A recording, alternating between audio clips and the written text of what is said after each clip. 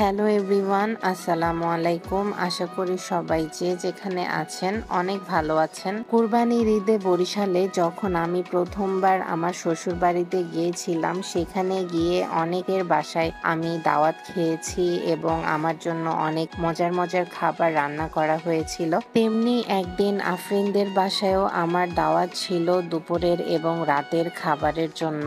তো সেখানে গিয়ে আমি দেখলাম যে অনেক মানুষ একসাথে সবকিছুর আয়োজন করছে।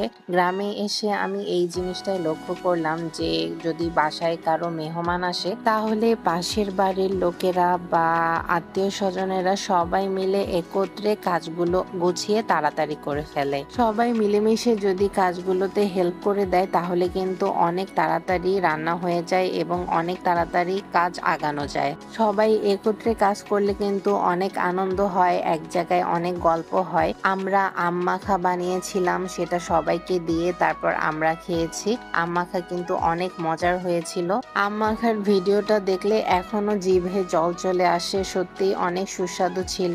আমার জন্য অনেক মজার মজার খাবার রান্না করা হয়েছিল। গ্রামের বাড়ির একটা বিশেষত্ব হচ্ছে এখানে সবাই মাটির চুলায় রান্না করে এবং মাটির চুলায় রান্না কিন্তু অনেক মজার হয়। ছোট চিংড়ি মাছ দিয়ে কচুরলতি, চিংড়ি মাছ দিয়ে করল্লা ভাজি, বাদাম, নারিকেলের ভর্তা, একটা বোম্বাই মরিচ ছিল, তারপর পটল এবং নারিকেলের ভর্তা। বিলিভ মি, এই ভর্তাগুলো আমার অনেক ভালো লেগেছিল। এর সাথে ছিল বড় বড় চিংড়ি মাছ ভুনা, তারপর লাউয়ের তরকারি ছিল, দেশি মুরগির মাংস ভুনা, তারপর গরুর মাংস ভুনা। এখানে এত খাবারের আইটেম ছিল যে কোনটা রেখে আমি কোনটা খাবো তাই বুঝে উঠতে পারছিলাম না। পোলাও ছিল, এর সাথে মুরগির রোস্টও ছিল এবং সাদা ভাতেরও ব্যবস্থা ছিল। মুরগির রোস্ট আমার খুবই পছন্দের। প্রথমে আমি পোলাও নিয়েছিলাম এবং এর সাথে 2 আইটেমের ভর্তা, কচুরলতি ভাজি, তারপর করলা ভাজি এবং সাথে লেবু নিয়েছিলাম। আমি বিসমিল্লাহ বলে ভর্তা দিয়ে খাওয়া শুরু করি এবং এই ভর্তায় ঝালও মোটামুটি অনেক ভালো ছিল। ঝাল হলে কিন্তু ভর্তার টেস্ট অনেক ভালো লাগে। একটা ছিল নারিকেল বাদাম ভর্তা, সেই মজার ছিল এবং পটল ভর্তাও অনেক মজা লেগেছে।